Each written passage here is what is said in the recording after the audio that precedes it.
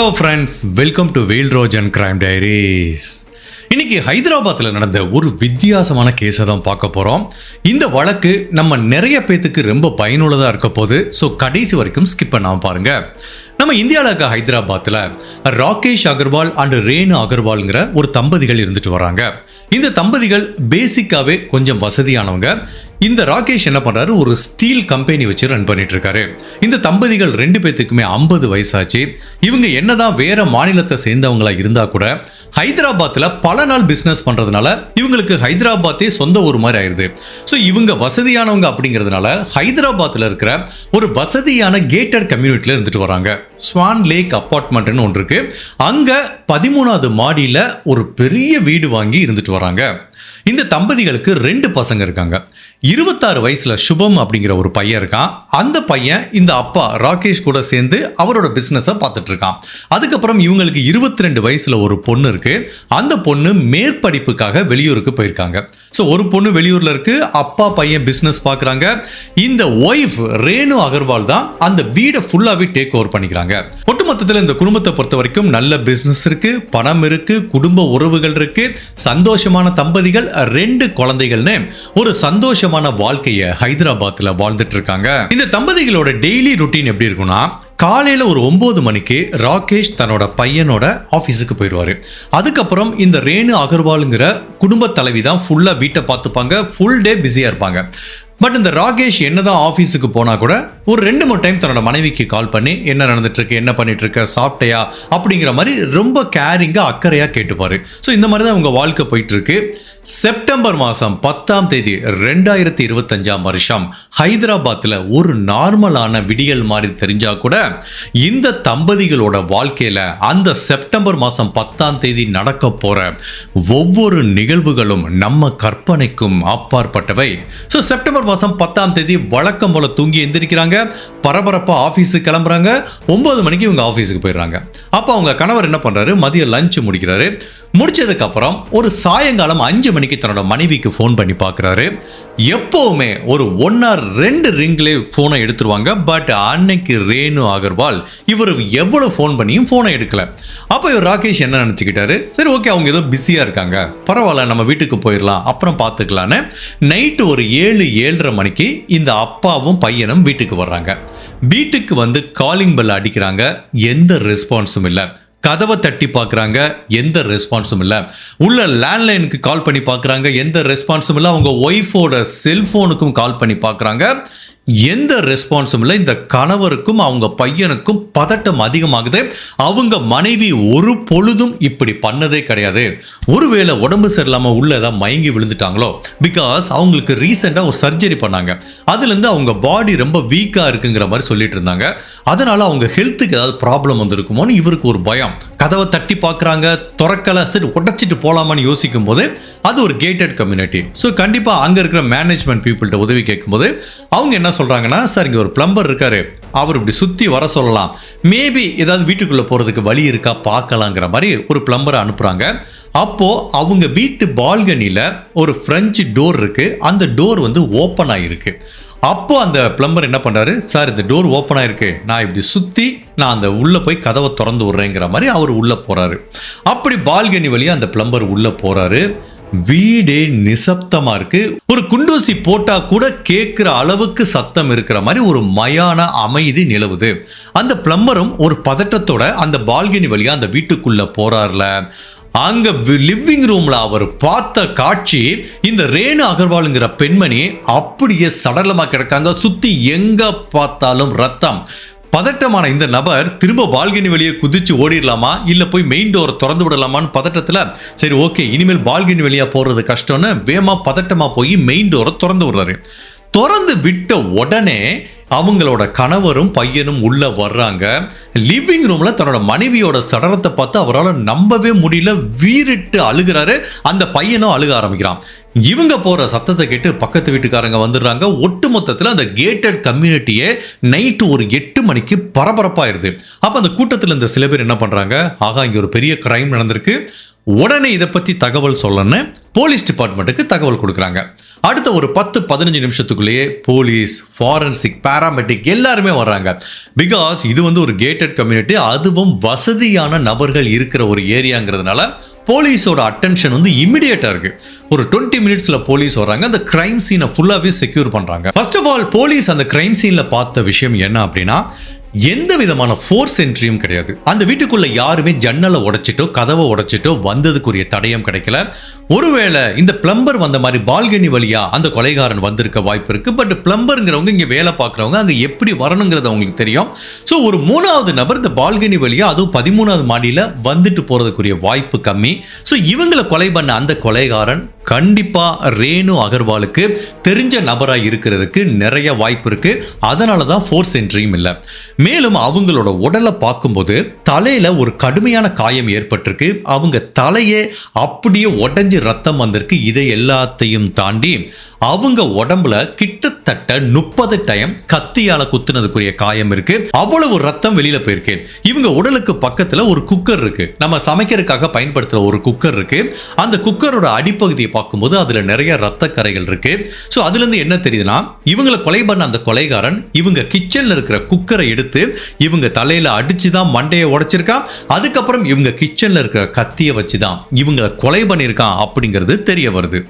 கொலை அப்படிங்கிறது கிரைமிலேயே உச்சக்கட்ட கிரைம். இந்த மாதிரி ஒரு கேட்டட் கம்யூனிட்டியில வசதியா இருக்க ஒரு தம்பதிகள் இருக்கிற வீட்டில் ஒரு பெண் இத்தனை மணிக்கு தனியா இருப்பாங்கன்னு தெரிஞ்சு ஒருத்தன் வந்து கொலை பண்ணிட்டு போயிருக்கான் அப்படின்னா கண்டிப்பா அதுக்கு ஒரு ஸ்ட்ராங்கான மோட்டிவ் இருக்கணும். இந்த குடும்பத்துக்கு நெருக்கமான ஒரு நபரா இருக்கிறதுக்கு வாய்ப்பு இருக்கு. இது என்ன மோட்டிவா இருக்குன்னு போலீஸ் செக் பண்ணி பார்க்கும்போது அந்த வீட்டில் பலவிதமான டிராயர், கபோர்டு எல்லாமே கலைஞ்ச நிலையில இருக்கு. வீடே தலைகீழா திருப்பி போட்ட மாதிரி இருக்கு. ஸோ அதை பார்க்கும்போதே தெரியுது இந்த வீட்டுக்குள்ள கொள்ளை நடந்திருக்குன்னு. அப்ப maybe robbery Khan wrong. So இந்த வீட்டு கொள்ளையடிக்க வந்திருக்கலாம். இந்த பெண்மணி தடுக்க முயற்சி பண்ணியிருக்கலாம்.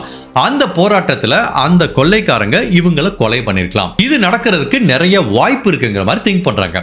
ஒரு ஆங்கிள் ராபரியா இருக்கலாங்கிற மாதிரி திங்க் பண்றாங்க. பட் இன்னொரு ஆங்கிள் கிடைக்கிற தடயங்கள் இந்த ராபரி தியரிக்கு ஒரு மிகப்பெரிய முரண்பாடா இருக்கு. ஃபார் எக்ஸாம்பிள், ராபரி பண்ண வரவங்க கண்டிப்பா கதவை உடைச்சிட்டோ ஜன்னலை உடைச்சிட்டோ வருவாங்க. ஸோ ஃபோர்ஸ் என்ட்ரி இல்லை. ஸோ கண்டிப்பா இவங்களுக்கு தெரிஞ்ச ஒரு நபர் மேபி இந்த ராபரியில ஈடுபட்டிருக்கலாம். பட் அது எல்லாத்தையும் தாண்டி இந்த பெண்மணி கொலை செய்யப்பட்ட நேச்சர் இருக்குல்ல, ஓவர் கில்லிங்னு சொல்லுவாங்க, அவ்வளவு கொடுமையா கொலை பண்ணிருக்காங்க. நீ வந்து கொள்ளையடிக்க வர்ற அந்த பெண் தடுக்கிறாங்க அப்படின்னா ஒன்னு ஒரு மண்டையில அடிச்சுட்டு அவங்கள மயக்கமடைய செஞ்சு நீ எடுத்துட்டு போனால.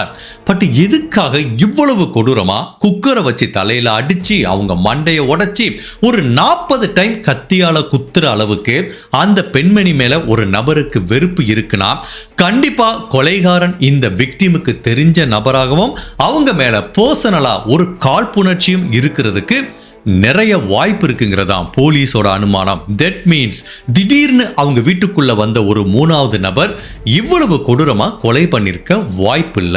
போலீஸோட அனுமானம் என்ன அப்படின்னா, கேட்டட் கம்யூனிட்டினா எப்படி இருக்கும்? வெளியில எப்பவுமே செக்யூரிட்டி இருப்பாங்களா? ஒரு 3வது நபர் உள்ள போனா ஃபர்ஸ்ட் சைன் பண்ணிட்டு போகணுமா?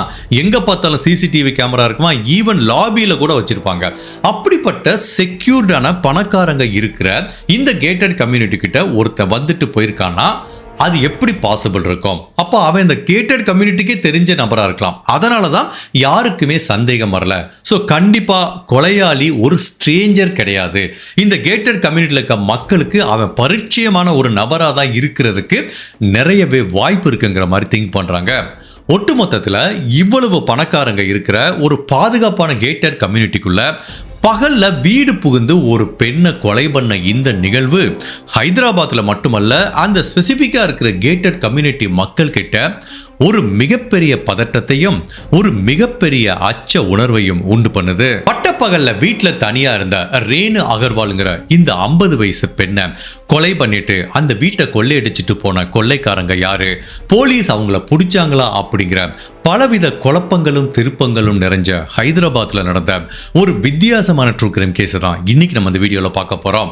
அப்படி இந்த பெண்ணுக்கு என்ன நிகழ்ந்ததுங்கிறத நம்ம தெரிஞ்சுக்கிறதுக்கு முன்னாடி உங்க டைம் 2 செகண்ட்ஸ் எனக்காக ஸ்பெண்ட் பண்ணி என்னோட வீடியோஸ் உங்களுக்கு பிடிச்சிருந்துச்சுன்னா லைக் பண்ணிட்டு கமெண்ட் பண்ணுங்க. இன் கேஸ் என்னோட சேனலை இது வரைக்கும் நீங்க சப்ஸ்கிரைப் பண்ணாம பார்த்தீங்கன்னா மறக்காம சப்ஸ்கிரைப் பண்ணி என்ன சப்போர்ட் பண்ணுங்க.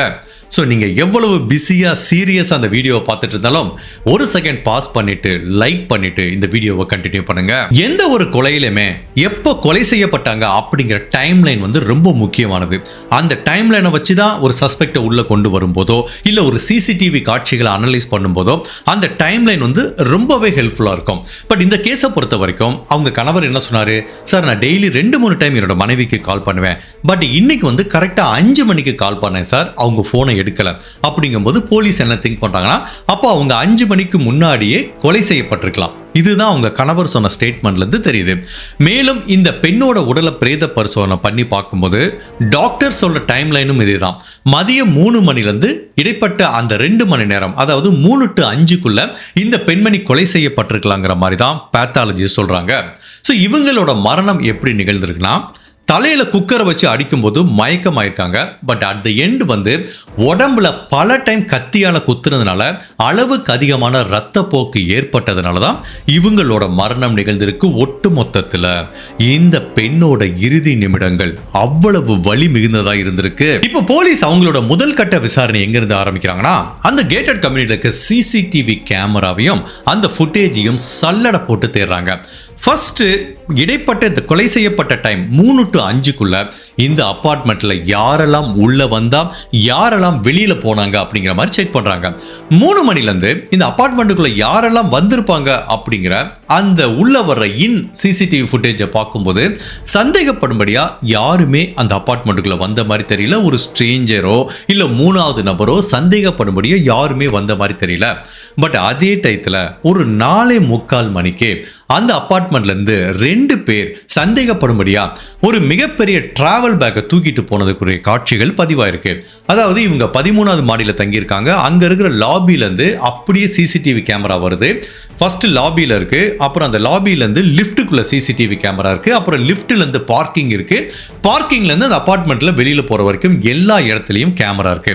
அதை அப்படியே ட்ராக் பண்ணி பார்த்துட்டு வரும்போது இவங்க தங்கியிருக்க அந்த ஃப்ளோர்ல இருந்து 2 நபர்கள் ஒரு மிகப்பெரிய டிராவல் பேக்கை தூக்கிட்டு போறாங்க. பட் அவ்வளவு ரிலாக்ஸா இருக்காங்க. அவங்க கிட்ட எந்த விதமான பதட்டமும் தெரியல. நீங்க இப்போ ஒரு காட்சிகள் பார்த்துட்டு இருப்பீங்க. இதுதான் இந்த நபர்கள் லிஃப்ட்டுக்குள்ள இருக்காங்க. இது லிஃப்ட்டுக்குள்ள இருக்கிற சிசிடிவில தெரிஞ்ச காட்சிகள். இவங்க முகத்துல ஏதாவது பதட்டம் தெரியுதா? சுத்தமா தெரியல. அதுக்கப்புறம் லிஃப்ட்ல இருந்து இறங்கி வர்றாங்க. பார்க்கிங்ல ஒரு கேமரா இருக்கு. அதுல என்ன பதிவாயிருக்குன்னா, இந்த டிராவல் பேக்கை எடுத்துட்டு அங்க இருக்கிற ஒரு பைக்கை எடுத்துட்டு 2 பேரும் எஸ்கேப் ஆயிருக்காங்க. இப்போ இடைப்பட்ட இந்த டயத்துல இவங்க 2 பேரும் மட்டும்தான் வந்திருக்காங்க. அதுவும் சந்தேகப்படும்படியா ஒரு வெயிட்டா இருக்கிற டிராவல் பேக்கை தூக்கிட்டு போனதா போலீஸுக்கு இந்த 2 பேர் மேலேயும் மிகப்பெரிய சந்தேகம் வருது. அவங்களோட முகம் வந்து தெளிவா அந்த லிஃப்ட்டுக்குள்ள இருக்கிற கேமரால பதிவாயிருக்கு. ஸோ இதை வச்சு விசாரிச்சு பார்க்கலானே. ஃபர்ஸ்ட் இந்த கணவர் ராகேஷ் கிட்ட கேட்குறாங்க. அதை பார்த்த உடனே சொல்லிடுறாரு, சார் இவனை எனக்கு நல்லாவே தெரியுமேங்கிறாரு. யாரு அப்படின்னு கேட்டா, இவங்க வீட்டில் சமையல்காரராக வேலை பார்க்குற ஹர்ஷ்குமார் அப்படிங்கிற ஒரு நபர் தான் சார். இவன் எதுக்கு எங்கே போனான்னு எனக்கு தெரிலங்கிறாரு. சரி, கூட ஒருத்தர் இருக்கானே, அவன் யாருன்னு தெரியுமா கேட்டால், சார் அவனையும் எனக்கு தெரியும், அவனோட பேர் ரோஷன், அவனும் இதே ஃப்ளோரில் இருக்க இன்னொரு வீட்டில் தான் சமையல்காரராக வேலை பார்த்துட்டு இருக்கான். இந்த 2 பேர் என்ன பண்ணுவாங்கன்னா, சமைப்பாங்க, வீடை கிளீன் பண்ணுவாங்க, கிட்டத்தட்ட முழு நேரமும் டே ஃபுல்லாக அந்த வீட்டில் இருந்தால் சார் வேலை பார்ப்பாங்க. ஸோ ஹர்ஷ்குமார் எங்கள் வீட்டில் வேலை பார்க்குறான், ரோஷன் சிங் இன்னொரு வீட்டில் வேலை பார்க்குறான். இப்போ இந்த 2 பேரும் தான் கொலை நடந்தப்போ ஒரு மிகப்பெரிய டிராவல் பேக்கை தூக்கிட்டு லிஃப்ட் வழியா இறங்கி பைக்கில் தப்பிச்சு போனதுக்குரிய தடயம் கிடைக்குது. ஸோ இந்த கேஸை பொறுத்த வரைக்கும் போலீஸுக்கு இப்போ நம்பர் 1 சஸ்பெக்ட் இந்த ஹர்ஷ்குமாரும் ரோஷன் சிங் 2 பேரும் தான். சரிப்பா, இவங்க பைக்கில் தப்பிச்சு போயிட்டாங்க. யாரு பைக்கு அப்படின்னு பார்த்தா, இந்த ரோஷன் சிங்கிறவன் இந்த கொலை செய்யப்பட்ட பெண்மணியோட பக்கத்து வீட்டில் இன்னொரு வீட்டில் சமயக்காரராக வேலை பார்க்குறான். அந்த வீட்டு ஓனர் என்ன பண்ணியிருக்காரு, இவங்கிட்ட அவரோட பைக்கு கீயே கொடுத்துருக்காரு. அதாவது காய்கறி வாங்கிட்டு வர்றது, ஏதாவது மளிகை ஜாமான் வாங்கிட்டு வர்றது அப்படிங்கிற மாதிரி ஃபுல்லாக அவனுக்கு இன்சார்ஜ் கொடுத்து பைக்கை கொடுத்துருக்காரு. அந்த பைக்கில் தான் 2 பேரும் எஸ்கேப் ஆகி போயிருக்காங்க. அப்போ போலீஸ் என்ன பண்ணுறாங்க, அந்த அப்பார்ட்மெண்ட்லேருந்து வெளியில் வந்ததுக்கப்புறம் 4 டைரக்ஷன்லையும் இருக்க சிசிடிவி காட்சிகளை செக் பண்ணுறாங்க. இவங்க எங்கே பைக்கில் போனாங்கன்னு. போலீஸும் எவ்வளவு முயற்சி பண்ணால் கூட இந்த அப்பார்ட்மெண்ட்லேருந்து வெளியில் வந்ததுக்கப்புறம் இந்த பைக்கில் அவங்க எங்கே போனாங்கன்னே தெரியல. செல்ஃபோனை காண்டாக்ட் பண்ணலாம் பார்த்தா 2 பேரோட செல்ஃபோனும் சுவிட்ச் ஆஃபில் இருக்குது. இந்த 2 வீட்டு ஓனர்கிட்டையும் நாங்கள் எதுக்காக சொல்லாமல் ஓடி போகிறோங்கிற தகவலும் சொல்லலை.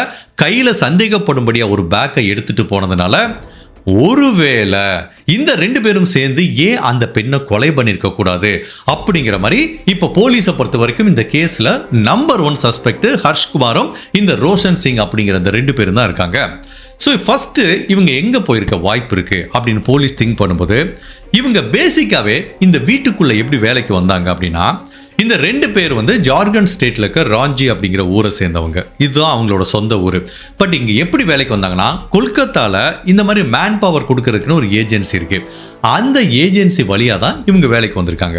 அது எப்படி வேலைக்கு வந்தாங்கன்னா, ஃபர்ஸ்ட் இந்த ரோஷன் சிங்கிறவன் இந்த ஏஜென்சி வழியா இந்த அபார்ட்மெண்ட்ல இருக்க ஒருத்தர் வீட்டுக்கு வந்திருக்காங்க. பட் கொலை செய்யப்பட்ட ரேணு அகர்வாலை பொறுத்த வரைக்கும் அவங்க தான் எல்லா வீட்டு வேலையும் பார்த்துட்டு இருந்திருக்காங்க. பட் இடையில அவங்களுக்கு உடல்நிலை சரியில்லாம ஒரு சர்ஜரி பண்ற மாதிரி சூழ்நிலை ஏற்படுது. அந்த சர்ஜரி பண்ணி முடிச்சதுக்கு அப்புறம் அவங்களால வீட்டு வேலையும் பார்க்க முடியல, சமைக்கவும் முடியலங்கிறதுனால இதுக்கு ஒரு ஆள் தேடிட்டு இருந்திருக்காங்க. ஜென்ரலாக நம்ம எல்லாம் பண்ணுவோம்ல, ஏதாவது ஒரு வீட்டு வேலைக்கு தேடும்போது பக்கத்து வீட்டில் வச்சிருந்தாங்கன்னா எப்படிப்பா வேலையை பார்ப்பாங்க, அவங்கள நம்ம வீட்டுக்கு வேலைக்கு வர சொல்ல முடியுமா அப்படிங்கிற மாதிரி கேட்போம்ல. அதே மாதிரி தான் இந்த பக்கத்து வீட்டில் இந்த ரோஷன்கிற நபர் வேலை பார்க்குறான்ல, அந்த வீட்டில் போய் இவங்க கேட்டிருக்காங்க.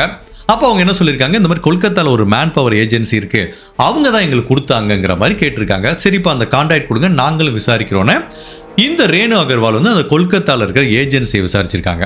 அப்போ அவங்க வந்து ஒரு ரிசோர்ஸ் கொடுத்துருக்காங்க. அவன் தான் இந்த ஹர்ஷ்குமார். இந்த ஹர்ஷ்குமாரும் இந்த ரோஷன் இந்த ரெண்டு பேருமே ஜார்க்கண்ட்ல ஒரே கிராமத்தை சேர்ந்தவங்க. ஸோ அதனால இங்க வந்து நல்ல நண்பர்களாக பழகிட்டு இருக்காங்க. அதுவும் இந்த ஹர்ஷ்குமார்ங்கிறவன் இந்த ரேணு அகர்வாலோட வீட்டுக்கு வேலைக்கு வந்து இந்த கொலை நடந்ததுக்கு 2 வாரத்துக்கு முன்னாடி தான் வந்திருக்கான். பட் இந்த ரோஷன்கிற பக்கத்து வீட்டு பையன் கிட்டத்தட்ட ஒரு 10-11 மாசமா வேலை பார்த்துட்டு இருக்கான். சார் இந்த மாதிரி தான் சார் இந்த ரெண்டு பேரும் எங்க வீட்டுக்குள்ள வேலைக்கு வந்தானுங்க, இவங்க உண்மையிலே என்ன பண்ணாங்கன்னு எனக்கு தெரியலங்கிற மாதிரி அவங்க கணவர் சொல்றாரு.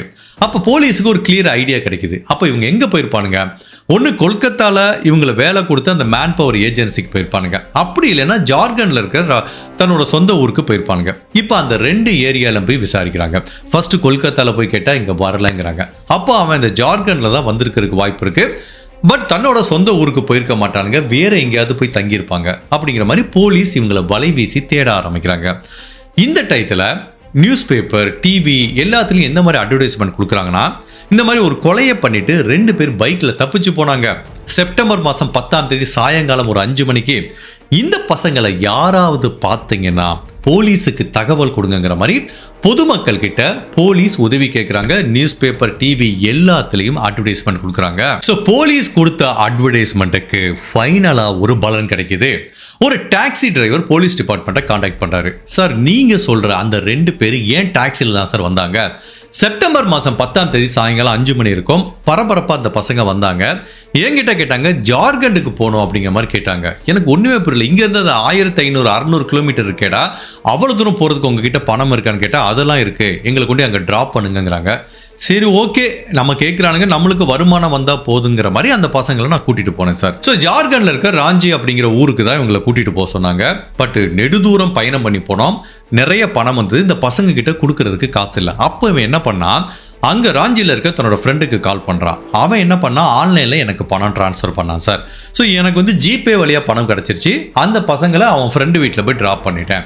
இதுதான் சார் எனக்கு தெரியும். பட் இந்த பசங்க இவ்வளோ பெரிய கிரைமில் ஈடுபட்டாங்க அப்படிங்கிறது எனக்கு தெரியாதுங்கிற மாதிரி அந்த டாக்ஸி டிரைவர் சொல்கிறாரு. இப்போ அவர் சொல்கிறது சூப்பரான இன்ஃபர்மேஷன்.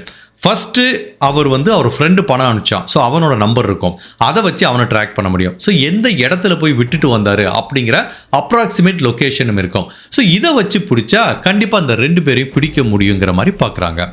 ஃபர்ஸ்ட் இவங்க 2 பேத்துக்கு ஒரு ஃப்ரெண்டு பணம் அனுப்பிச்சான்ல, அவனோட பேர் என்னன்னு பார்க்கும்போது அவனோட பேர் வந்து ராஜு வருமான்னு தெரிய வருது. அந்த ராஜு வருமாவோட செல்போன் சிக்னலை பிடிக்கிறாங்க. அவன் ராஞ்சியில் எங்கே இருக்கான்னு தெரிய வருது. இப்போ இங்கேருந்து ஒரு போலீஸ் வந்து டீம் வந்து அங்கே போகிறாங்க. அங்கே போய் பார்க்கும்போது இந்த 2 பேரும் அவனோட வீட்டில் தான் ஒளிஞ்சிருக்காங்க. அப்படி 2 பேத்தையும் அப்படி கையும் களவுமா பிடிக்கிறாங்க. கையில் ஒரு மிகப்பெரிய டிராவல் பேக் வச்சுருக்காங்க. உள்ள ஓப்பன் பண்ணி பார்த்தா நிறைய நகைகள் இருக்கு, வாட்ச் இருக்கு, வைர நகைகள் இருக்கு, அவ்வளவுமே விலை உயர்ந்த பொருட்கள். கிட்டத்தட்ட ஒரு 6-7 கிலோ தங்க நகையை திருடிட்டு வந்திருக்கானுங்க. அதுக்கப்புறம் வைரமும் இருக்கு, வாட்ச் அப்படிங்கிற மாதிரி விலை உயர்ந்த பல பொருட்கள் இருக்கு. ஸோ ராகேஷ் கிட்ட இதை காமிக்கிறாங்க. அவர் பார்த்தோன்னே ஆமா சார், இதான் சார் எங்க வீட்டில் திருடு போன பொருள் அப்படிங்கிற மாதிரி அவர் உறுதி செய்கிறாரு. ஸோ அப்போ போலீஸ் கிளியரா புரியுது இவங்க 2 பேரும் சேர்ந்து தான் இதை பண்ணியிருப்பாங்க அப்படிங்கிற மாதிரி. பட் இருந்தாலும் இவங்க கிட்ட நேராக விசாரிச்சு ஃபர்ஸ்ட் கன்ஃபெஷன் வாங்கணும். அதுக்கப்புறம் நம்ம நிறைய கிரைம் கேஸ்ல பார்த்த மாதிரி இந்த பசங்க தான் அந்த கொலையை பண்ணாங்களா அப்படிங்கிறதுக்கு பிசிக்கல் எவிடன்ஸ், ஃபாரன்சிக் எவிடன்ஸ் கொடுக்கணும். ஸோ ஃபர்ஸ்ட் இவங்க கன்ஃபெஷன்ல இருந்து ஸ்டார்ட் பண்றாங்க. இந்த 2 பேரும் ஃபர்ஸ்ட் மறுப்பு தெரிவிச்சா கூட இவங்க கிட்ட இந்த வீட்ல இருந்து திருடு போன நகை இருந்ததுனால வேற வழியே இல்லாம நாங்க தான் அந்த கொலையை பண்ணோம் அப்படிங்கறத வந்து 2 பேருமே ஒத்துக்கிறாங்க. ஆக்சுவலா என்ன நடந்திருக்கு அப்படின்னா, இந்த ஹர்ஷ்குமார் அப்படிங்கிற நபர் நான் ஏற்கனவே சொன்ன மாதிரி இந்த ரேணு அகர்வாலோட வீட்டுக்கு 2 வாரத்துக்கு முன்னாடி தான் வேலைக்கு வந்திருக்கான். அவன் இந்த வீட்டு வேலைக்கு வரும்போது அவன் ஒவ்வொரு விஷயத்தையுமே பயங்கர பிரமிப்பா பார்க்கறான். அவன் இதுவரைக்கும் இந்த மாதிரி ஒரு பணக்காரங்க வீட்டில் வேலை பார்த்ததில்ல, இந்த மாதிரி லக்ஸூரியஸான ஒரு வீட்டை பார்த்ததில்ல, இவ்வளவு அழகா ஃபால் சீலிங் இருக்கு, இவ்வளவு பெரிய டிவி இருக்கு, ஒரு கபோர்டு இருக்கு, உள்ள நிறைய நகை இருக்கு, கிச்சன்ல இவ்வளவு வித்தியாசமான ஒரு பொருட்களை வச்சிருக்காங்கன்னு ஒட்டு மொத்தத்தில் இவங்க போற ஆடைகள்ல இருந்து அவங்க அணிகிற அணிகலன்ல இருந்து எல்லாமே இவனுக்கு வந்து பிரமிப்பா இருக்கு. ஸோ 2 வாரம் அந்த வீட்டில் வேலை பார்த்துட்டே இருக்கான். ஒரு நாள் என்ன ஆச்சுன்னா, அந்த வீட்டு பெட்ரூமை இவன் கிளீன் பண்ணிட்டு இருக்கும்போது இந்த பெட்ரூம் கபோர்டுக்குள்ள நிறைய நகை வச்சிருக்காங்க. அப்போ அந்த பெண்மணி அந்த நகையை எடுத்து கிளீன் பண்ணிட்டு இருந்திருக்காங்க. இவன் பார்த்துட்டு இருக்கான். வீட்டுக்குள்ளேயே பகல் ஃபுல்லாக ஒருத்தன் வேலை பார்க்கும்போது கொஞ்சம் க்ளோஸாக நோட் பண்ணால் இவங்க எங்கே நகை வச்சுருக்காங்க, எவ்வளோ வச்சுருக்காங்க அப்படிங்கிற மாதிரி தெரியுது. ஒரு நாள் ஒரு கபோர்டை திறந்தாங்கல்ல, உள்ள கிலோ கணக்கில் நகை, அவ்வளவு வித்தியாசமான நகைகளையும் வைரங்களையும் பார்க்கும்போது இவனுக்கு ஒரு பயங்கரமான சபலம் வர ஆரம்பிக்குது. என்னடா இது, இவ்வளோ கஷ்டப்பட்டு உழைச்சா கூட, வாழ்க்கை ஃபுல்லாக உழைச்சா கூட இந்த காசு கிடைக்காதே, இப்போ நமக்கே ஒரு பணக்காரங்க வீட்டுக்குள்ளே வந்து வேலை பார்க்கறதுக்கு ஒரு ஆப்பர்ச்சுனிட்டி கிடைச்சிருக்கு, அதுவும் இந்த நகைகளை ரொம்ப ஈஸியாக திருடிட்டு போகிறதுக்கும் ஒரு வாய்ப்பு கிடைச்சிருக்கு, இதையே நம்ம பயன்படுத்திக்க கூடாதுங்கிற மாதிரி ஒரு விபரீதமான எண்ணம் வருது.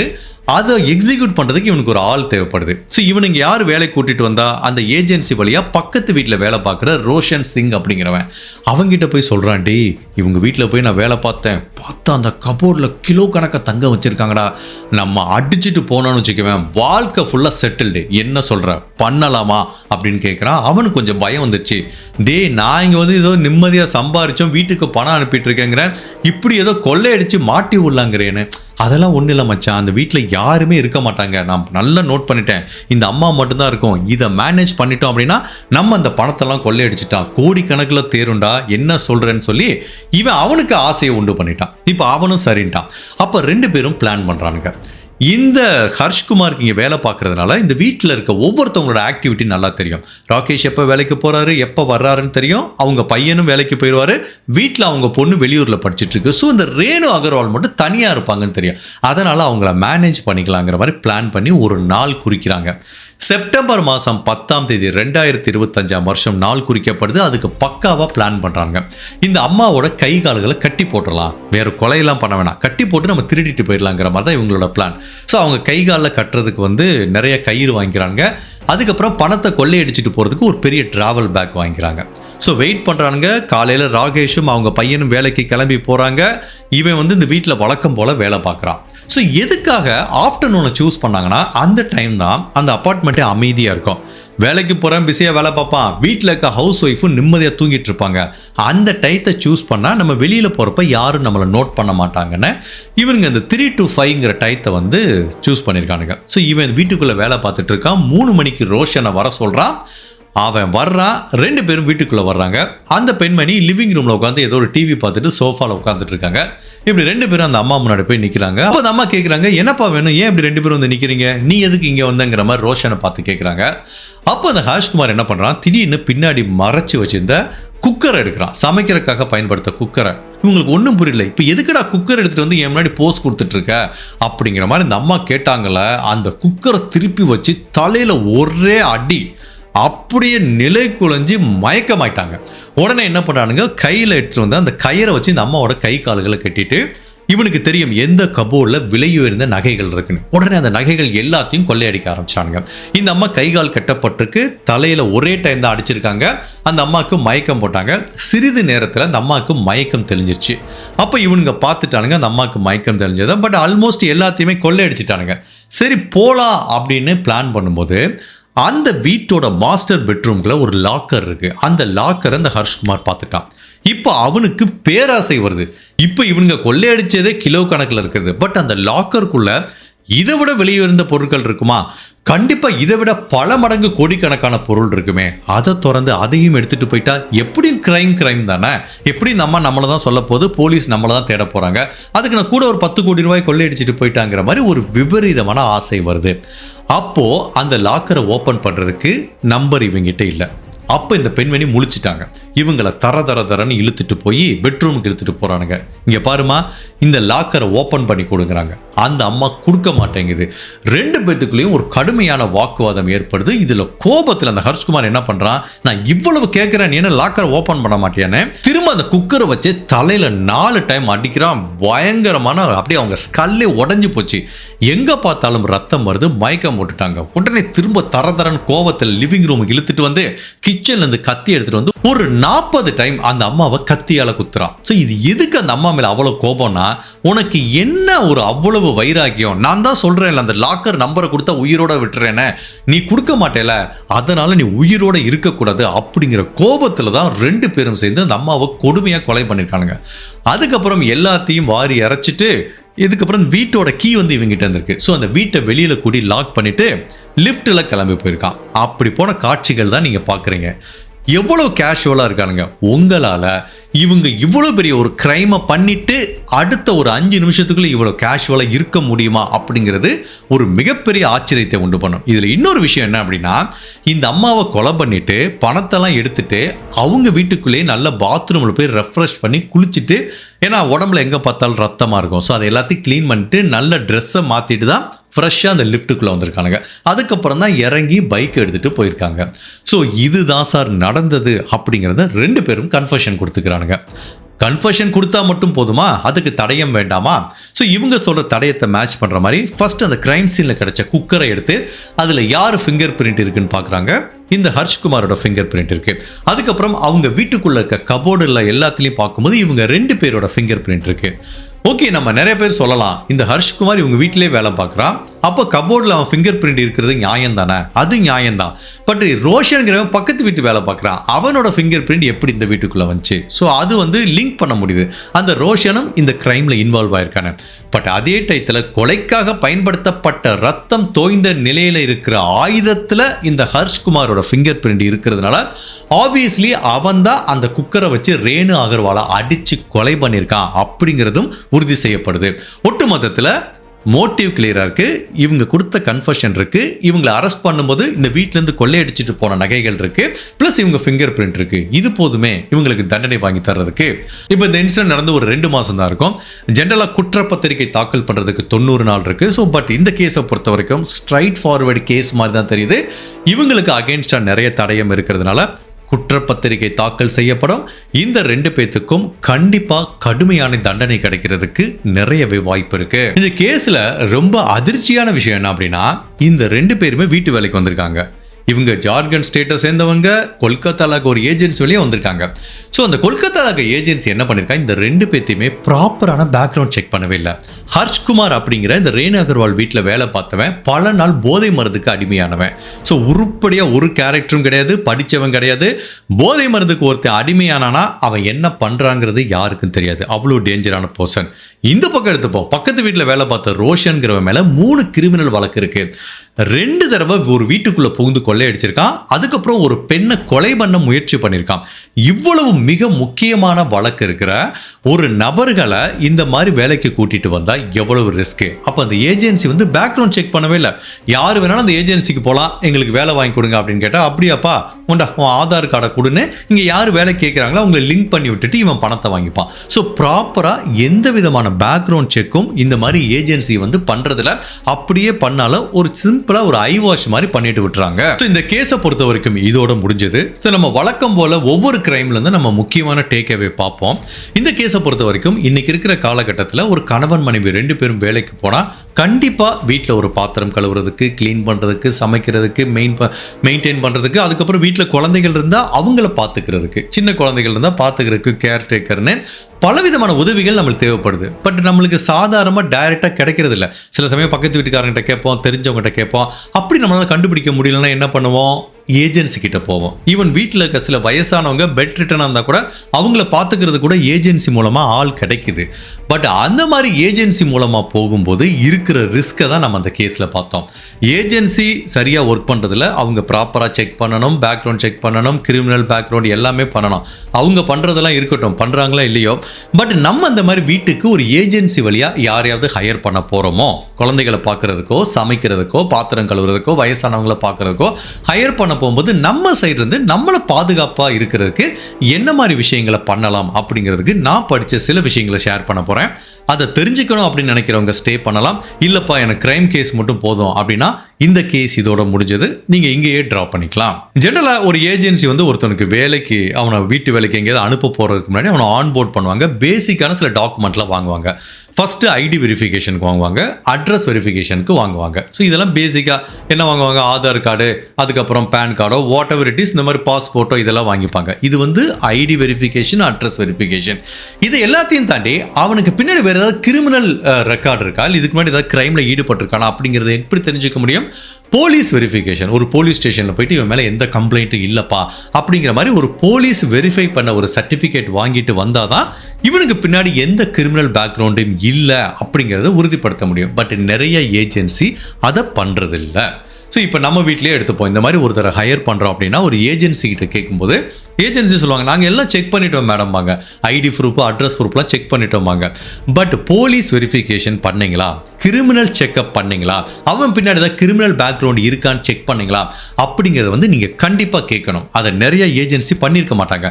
பட் நிறைய ஏஜென்சி பண்ணுறாங்க, நான் இல்லைன்னு சொல்லலை. சில பேர் சொல்லுவாங்க, வாய் வழியாக சொல்லுவாங்க, அதெல்லாம் நாங்கள் பண்ணிட்டோம் மேடம் அப்படின்னு. இந்த வாய் வழியாக பேசுறதுலாம் எனக்கு வேணாம். அதுக்கு உனக்கு அத்தாட்சி இருக்கா? ஒரு போலீஸ் ஸ்டேஷன்லேருந்து இவன் மேலே எந்த கிரிமினல் பேக்ரவுண்ட் இல்லைன்னு ஒரு சர்டிஃபிகேட் கொடுத்துருப்பாங்களா, அதோட ஜெராக்ஸ் காப்பியை எனக்கு கொடுங்க அப்படிங்கிற மாதிரி நம்ம தாராளமாக கேட்கலாம். இந்த மாதிரி ஏஜென்சி இடைத்தரகர்கள் ஹெவியாக சார்ஜ் பண்ணுவாங்க. அவங்க பணம் வாங்குறது ஒரு பக்கம், பட் நம்ம சேஃப்டி தானே முக்கியம். ஃபார் எக்ஸாம்பிள், இப்போ நீங்கள் ஒரு கணவன் மனைவி 2 பேரும் வெளிநாட்டில் போய் வேலை பார்க்குறீங்க. இங்கே ஒரு வயசான அம்மா அப்பா சென்னையில் இருக்காங்க, பெட் ரிட்டனாக இருக்காங்க, பார்த்துக்க ஆள் இல்லை, சொந்தக்காரங்க இல்லை. அப்போ நீங்கள் அமெரிக்காலேருந்தே ஒரு ஏஜென்சி மூலமாக ஹையர் பண்ணி பார்த்துக்க வைக்கிறீங்க. நீங்கள் எவ்வளோ வேணாலும் பணம் பே பண்ணுறதுக்கு ரெடியாக இருப்பீங்க. பட் இப்போ 2 பேர் பெட் ரிட்டனாக இருக்காங்க, ஒருத்தனை உள்ளே கூட்டிகிட்டு வராங்க, அவன் ஒரு கிரிமினல் பேக்ரவுண்ட் இருக்கணும் தான். இவங்க பெட் ரிட்டனாக இருக்கிறதுனால இவங்க உயிருக்கும் ஆபத்து, வீட்டில் இருக்க எல்லா திங்ஸையும் திருடிட்டு போகிறதுக்கு வாய்ப்பு இருக்கா இல்லையா? ஸோ இந்த மாதிரி சூழ்நிலையில் நம்ம யாரையுமே ஹையர் பண்ணாலும் கண்டிப்பாக போலீஸ் வெரிஃபிகேஷன் பண்ணாங்களா, கிரிமினல் பேக்ரவுண்டு, இது எல்லாமே அத்தாட்சியோட பேப்பரில் ஆதாரத்தோட வாங்கணும். அதுவும் அவங்க கொடுக்குற ஐடி கார்டு, ஆதார் கார்டு எல்லாத்தையும் பார்க்கணும். ரெண்டாவது, இந்த ஆதார் கார்டுலேயே நிறையா சீட்டிங் பண்ணுறாங்க. நான் ஒரு கேஸ் கொஞ்ச நாளைக்கு முன்னாடி போட்டேன். கேரளாவில் ஒருத்தர் துணி துவைக்கிற அந்த லாண்ட்ரி கடை வச்சுருப்பார். அங்கே ஒருத்தர் வேலைக்கு அனுப்புவார். அவர் ஏதோ நார்த் இந்தியாவிலேருந்து ஒரு வேலைக்கு வந்திருப்பார். அவர்கிட்ட ஆதார் கார்டெல்லாம் வாங்கிட்டு தான் வேலைக்கு சேர்த்துருப்பாங்க. பட் அந்த நபர் இந்த ஓனரை கொலை பண்ணிவிட்டு திரும்ப தப்பிச்சு போயிடுவார். அப்போ தான் தெரியும் அவர் கொடுத்த ஆதார் கார்டெல்லாம் போலியான ஆதார் கார்டுன்னு. இப்போ ஆதார் கார்டுங்கிறது ஈஸியாக யார் வேணாலும் ஃபேக்காக ரெடி பண்ணிடுறாங்க. அப்போ அந்த ஆதார் கார்டோட உண்மைத்தன்மை எப்படி நம்ம தெரிஞ்சுக்கிறது அப்படின்னா, இப்போ நீங்கள் ஒருத்தர் வீட்டுக்கு வேலைக்கு கூட்டிட்டு வரீங்கன்னா தப்பு இல்லை, நம்ம அந்த ஆதார் கார்டு உண்மையான டீட்டெயிலாக இருந்தால் அவங்க மேலே நம்மளுக்கு ஒரு நம்பிக்கை வரும்ல. ஒன்றும் இல்லை, நம்ம ஆதார் கார்டை டவுன்லோட் பண்ணியே பார்த்துடலாம். ஆதார் கார்டு வெப்சைட் இருக்குமா, யூடிஐ வெப்சைட்னு ஒன்று இருக்கலாம், அதில் போங்க, அந்த நபரோட ஆதார் கார்டை என்ட்ரு பண்ணுங்கள், அந்த நபரை பக்கத்தில் உட்கார வச்சு அவரோட செல்ஃபோனுக்கு ஒரு மெசேஜ் வரும். அதை அடிச்சிங்கன்னா ஒரு ஆதார் கார்டு டவுன்லோட் ஆகும். ஸோ வெப்சைட்டில் கவர்மெண்ட் ஆத்தரைஸ்டு வெப்சைட்டில் இருக்க ஆதார் கார்டும் இந்த நபர் கொடுத்த ஆதார் கார்டும் ஒன்றா மேட்ச் ஆகுதான்னு பாருங்க. அப்படி மேட்ச் ஆச்சுன்னா கண்டிப்பாக அவங்க எந்த ஃபேக்கும் பண்ணலன்னு தெரியும். பிகாஸ் ஒரு ஒரிஜினல் ஆதார் கார்டை எடுத்து அதை மாற்றி ஈஸியாக ஃபேக்காக கொடுக்குறது பெரிய விஷயம் இல்லை. ஸோ நம்ம செகண்டாக அவன் கொடுத்தது கரெக்டான ஆதார் கார்டா அப்படிங்கிறத நம்ம சைடு இருந்து இந்த மாதிரி பண்ணிக்கலாம். தப்பு இல்லை, அவங்க தவறாக நினைக்காதீங்க, எங்கள் சேஃப்டிக்காக நாங்கள் பண்ணிக்கிறோங்கிற மாதிரி சொல்லியே பண்ணிக்கலாம். இப்படி பண்ணோன்னா நம்மளுக்கு ஒரு சின்ன திருப்தி கிடைக்கும். ஓகே, ஆதார் கார்டில் இருக்கிறது சரியான நபர் தானே. ரெண்டாவது மிக முக்கியமான விஷயம் என்ன அப்படின்னா, நம்ம புதுசாக ஒருத்தவங்களை வேலைக்கு எடுக்கும்போது அவங்கள உடனே நம்பிடக்கூடாது. நீங்கள் நிறைய வீட்டில் நம்ம பார்த்துருப்போம். இப்போ ஒருத்தவங்க வேலை பார்த்துட்டு இருப்பாங்க. ஃபார் எக்ஸாம்பிள், வீடை ஃபுல்லாக கூட்டிகிட்டு இருப்பாங்க, பெட்ரூம்குள்ளே கூட்ட விடுறீங்க, அங்கே உள்ள நிறைய நகை பணம்லாம் வச்சுருக்கீங்க. பட் நீங்கள் அவங்க கூடவே போயிருக்க முடியாதுல்ல. நீங்கள் கிச்சனில் இருக்கலாம், இல்லை வெளில கார்டனில் வேலை பார்த்துட்டு இருக்கலாம். ஸோ ஒரு நம்பகத்தன்மை வரும். இல்லை திடீர்னு உங்கள் வீட்டு வேலைக்காரங்க வேலை பார்த்துட்டு இருக்காங்க, நீங்கள் எமர்ஜென்சிக்கு பக்கத்தில் ஒரு ஹாஸ்பிட்டல் வரைக்கும் போயிட்டு வரணும். அப்போ வீட்டில் வேலை பார்க்குறவங்கள தனியாக விட்டுட்டு போனோம், இந்த மாதிரி ஒரு சூழ்நிலை வரும்ல. அதை நம்ம நம்பிக்கையாக விட்டுட்டு போகலாம். எப்போ அப்படின்னா, அந்த வேலைக்காரங்க நம்ம வீட்டில் பல நாள் வேலை பார்த்ததுக்கப்புறம் அவங்க கூட நம்மளுக்கு ஒரு ட்ரஸ்ட், ஒரு பாண்ட் எஸ்டாப்ளிஷ் ஆனதுக்கப்புறம், இல்லைப்பா இவங்க வீட்டில் இருக்க எதையும் திருட மாட்டாங்க, நம்மளுக்கு எந்த கிரைமும் பண்ண மாட்டாங்க, இவங்க ஒரு ட்ரஸ்டட் பர்சன் அப்படிங்கிற ஒரு நம்பிக்கை வந்ததுக்கப்புறம் அதை கொஞ்சம் கொஞ்சம் பண்ணலாம்.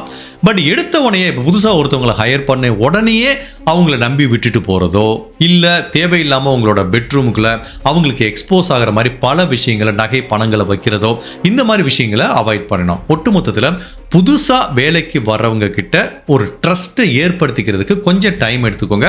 எடுத்தவனே புதுசாக வந்தவங்கள யாருமே நம்ப வேணாம். அதுக்காக நம்ம வேலைக்கு வர்ற எல்லாத்தையும் சந்தேகப்பட முடியாது. எல்லாரும் நல்லவங்கன்னு சொல்ல முடியாது, அதே டயத்தில் எல்லாரும் கெட்டவங்கன்னு சொல்ல முடியாது. அதே மாதிரி வீட்டில் வேலை பார்க்க வரவங்களுக்கு வீட்டில் எந்த ஏரியாவுக்கு அக்சஸ் கொடுக்கணும், கொடுக்கக்கூடாது அப்படிங்கிறது வந்து நம்ம நல்லாவே தெரிஞ்சு வச்சிருக்கணும். பிகாஸ் இப்போ நம்ம ஜென்ரலாகவே வேல்யூபிள் திங்ஸ்லாம் எங்கே வைப்போம்? Most of the time master பெட்ரூமில் ஏதாவது ஒரு லாக்கருக்குள்ளேயோ ஒரு சீக்ரெட்டான ஒரு ரூம் வச்சிருப்போம். பட் அந்த மாதிரி விஷயங்கள் இவங்களுக்கு தெரியாமல் நம்ம பார்த்துக்கிறது நல்லது. கெட்டவங்களோ நல்லவங்களோ நம்ம சேஃப்டியை தான் நம்ம பார்த்துக்கணும். ஸோ இப்போ நீங்கள் மாஸ்டர் பெட்ரூம் அதுக்காக நான் கூட்டாமல் இருக்க முடியுமா? கூட்டணும், துடைக்கணும்.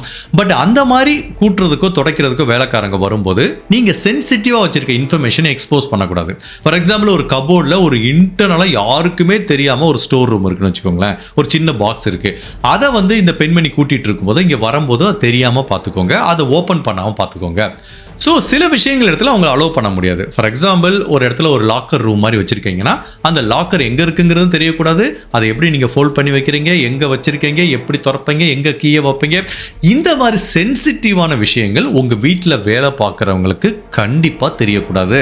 அதே மாதிரி நம்ம இருக்கிற நகை பணங்களை தெரியாமல் ஹைட் பண்ணி வச்சுக்கணும். ஹைட் பண்ணி இந்த சென்ஸ், இப்போ இந்த பெண்மணி என்ன தப்பு பண்ணியிருக்காங்கன்னா, ரேணு அகர்வால் இவங்க மாஸ்டர் பெட்ரூமில் ஒரு கபோர்டில் கிலோ கணக்கான நகைகளை வச்சுருக்காங்க. இந்த நபர் வந்து அந்த ரூமை ஃபுல்லாக கூட்டிகிட்டு இருக்காரு. அப்போ இவங்க என்ன பண்ணுறாங்க, நகையெல்லாம் ரொம்ப அழுக்காக இருக்குன்னு எடுத்து தொடச்சி வச்சுட்டு இருந்திருக்காங்க. ஸோ இவனுக்கு எப்போ தெரியுது இந்த கபோர்டுக்குள்ளே இவ்வளோ நகை இருக்குது அப்படின்னா, இவன் அந்த இடத்துல இருக்கும்போது அந்த பெண்மணி திறந்து வச்சு எல்லா நகையும் பார்த்துருக்காங்க. அதனால தானே இவனுக்கு தெரிஞ்சிருக்கு. ஸோ இன்கேஸ் அந்த பெண்மணி இவனுக்கு முன்னாடி அந்த கபோர்டை திறக்கவே இல்லைன்னா எல்லாரும் உயிரோடு வந்திருப்பாங்களா? ஸோ அதுதான் பாயிண்ட்டு. நம்ம வீட்டில் இருக்க வேல்யூபிள்ஸும் பணமும் இந்த மாதிரி வேலை பார்க்குறவங்களுக்கோ, வேலை பார்க்குறவங்களே விட்டுருங்க, ஒரு ஸ்ட்ரேஞ்சருக்கோ, மூணாவது நபருக்கோ, வீட்டில் தண்ணி கேன் போட வரவங்களுக்கோ, இல்லை வாட் எவர் இட் இஸ், யாருக்குமே தெரியாமல் வச்சுக்கோங்க. எல்லாருமே கெட்டவங்களும் கிடையாது, நல்லவங்களும் கிடையாது. ஈவன் வீட்டுக்கு வர்ற ஃப்ரெண்டோ யாராக இருந்தாலும் சரி, இந்த மாதிரி வேல்யூபிள் திங்ஸ் எங்கே வச்சுருக்கீங்க அப்படிங்கிறது தெரியாமல் இருக்கிறதா எல்லாத்துக்குமே சேஃப். அந்த நகைக்கும் சேஃப், நம்மளுக்கும் சேஃப். அதே மாதிரி இந்த மாதிரி வேலை பார்க்குறவங்ககிட்டயோ இல்லை ஸ்ட்ரேஞ்சர்கிட்டயோ மூணாவது நபர் இருக்கும்போது நம்ம வீட்டில் என்னென்னலாம் ஃபினான்ஷியல் இருக்குது அதை பற்றி பேசக்கூடாது. ஃபார் எக்ஸாம்பிள் இப்போ நம்ம கணவன் மனைவி பேசுவோம், ஆமாங்க நாளைக்கு நம்மளுக்கு இங்கே போகணுங்க, ஒரு முக்கியமான டாக்குமெண்ட் ரெஜிஸ்ட்ரேஷனுக்கு போனோம், இன்றைக்கி பேங்க்கில் போகிறோம்ல, நீங்கள் ஒரு 10 லட்ச ரூபா எடுத்துகிட்டு வந்துருங்க, நம்ம உள்ளே வச்சுக்கலாம், நாளைக்கு கொடுத்துக்கலாம் அப்படிங்கிற மாதிரி தகவல்லாம் அவங்க முன்னாடி பேச தேவையில்லை. இந்த மாதிரி தகவலை நம்ம கேஷுவலாக பேசும்போது என்ன தெரிய வரும்னா, இன்னைக்கு பேங்க்கில் பணம் எடுக்கிறாங்க, இன்றைக்கி இந்த வீட்டில் நைட்டு 10 லட்ச ரூபா பணம் இருக்கும் அப்படிங்கிற தகவல் அவங்களுக்கு போகல. ஸோ நம்ம ஃபினான்ஷியல் டிரான்சாக்ஷனை பற்றியோ பணத்தை பற்றியோ இல்லைன்னா உங்களோட பேங்க் ஸ்டேட்மெண்ட்லாம் சில பேர் என்ன பண்ணுவாங்க, பேங்க்லேருந்து ஸ்டேட்மெண்ட் வரும், அந்த ஸ்டேட்மெண்ட்டை அப்படி ட்ராயரில் அப்படி சும்மா அப்படி கீழே டேபிளில் வச்சுட்டு போயிடுவோம். அந்த மாதிரி வச்சுட்டு போனீங்கன்னா உங்கள் வீட்டில் வேலை பார்க்குறவங்க அந்த கவரை எடுத்து பார்த்தா உங்களோட ஃபினான்ஷியல் டிரான்சாக்ஷன்லாம் பார்க்க முடியும்ல, உங்கள் அக்கௌண்ட்டில் எவ்வளோ பணம் இருக்குன்னு தெரியும்ல. ஸோ இந்த மாதிரி விஷயங்கள் வந்து மற்றவங்களுக்கு தெரியாமல் பார்த்துக்கோங்க. அதுவும் இந்த மாதிரி வேலை பார்க்குறவங்களுக்கு முன்னாடி எதையுமே டிஸ்கஸ் பண்ணாதீங்க. ஒட்டு மொத்தத்தில் வேலை பார்க்க வர்றவங்க கிட்ட இந்த வீட்டுக்குள்ள இந்த மாதிரி வேல்யூபிள் திங்ஸ் எங்க இருக்கு, பணம் எங்க இருக்கு, நகை எங்க இருக்கு, அதோட கீ எங்க இருக்கு, லாக்கர் எங்க இருக்கு, எதுவுமே அவங்களுக்கு தெரியக்கூடாது. Everything should be abstract. உன்னோட வேலை என்ன, கூட்டுறையா, துடைக்கிறையா, தூசியை தட்டி உரையா போயிட்டே இரு. மற்றபடி அவங்களுக்கு தெரியாம எல்லா விஷயத்தையும் வச்சுக்கிறதா நம்ம எல்லாத்துக்கும் சேஃபான விஷயம். அதுக்காக வீட்டு வேலை பார்க்குற எல்லாத்தையும் நான் தப்பாக சொல்லலை. நம்ம யார் எப்படி இருப்பாங்கன்னு சொல்ல முடியாது. சில பேர் நேர்மையான பீப்புளாக இருப்பாங்க. பட் இந்த மாதிரி விஷயத்தை பார்க்கும்போது சில பேருக்கு சபலம் வந்து அந்த மாதிரி கிரைம் பண்ணுறதுக்கு வாய்ப்பு இருக்குது. இதுக்கு பேர் நம்ம சொல்லுவோம்ல ஆப்பர்ச்சுனிட்டி கிரைம்னு சொல்லுவோம்ல. அவன் திருடணும் அப்படிங்கிற நோக்கத்தில் அந்த வீட்டில் வந்து வேலைக்கு வந்திருக்க மாட்டாங்க. நல்லா ஒரு வருஷம் வேலை பார்த்துட்டு இருப்பாங்க. அவனுக்கு ஏதோ ஒரு பிரச்சனை இருக்கும். அப்போ பார்த்தீங்கன்னா அந்த வீட்டுக்குள்ளே நிறைய பணம் நகை இருக்கிற இடம் வந்து அவனுக்கு தெரியும். ஸோ ஈஸியாக அந்த வீட்டுக்குள்ளே வந்து அதை அக்சஸ் பண்ணுற ஆப்பர்ச்சுனிட்டி இருக்கும்போது திருடுறதுக்கு வாய்ப்பு இருக்குல்ல. ஸோ அந்த மாதிரி ஆப்பர்ச்சுனிட்டி கிரைமுக்கும் நம்ம இந்த மாதிரி விஷயங்களை எக்ஸ்போஸ் பண்ணால் அது சான்ஸ் இருக்கிறதுக்கு வாய்ப்பு இருக்குது. ஸோ ஹியர் ஆஃப்டர் நீங்கள் வேலைக்கு ஆள்களை எடுக்கும் போதும் சரி, எடுத்ததுக்கப்புறம் இனிமேல் ரொம்ப கவனமாக இருக்கணும். இந்த கேஸ் நம்மளுக்கு பலவிதமான விஷயங்களை உணர்த்தி இருக்குது அப்படிங்கிற மாதிரி நான் நம்புகிறேன். இந்த கேஸை பற்றி நீங்கள் என்ன நினைக்கிறீங்க? உங்களோட கருத்தை மறக்காமல் இந்த வீடியோவில் பதிவு பண்ணுங்கள். இந்த மாதிரி அனதர் கேஸில் உங்களை சந்திக்கிறேன். Till then, stay safe, take care, bye.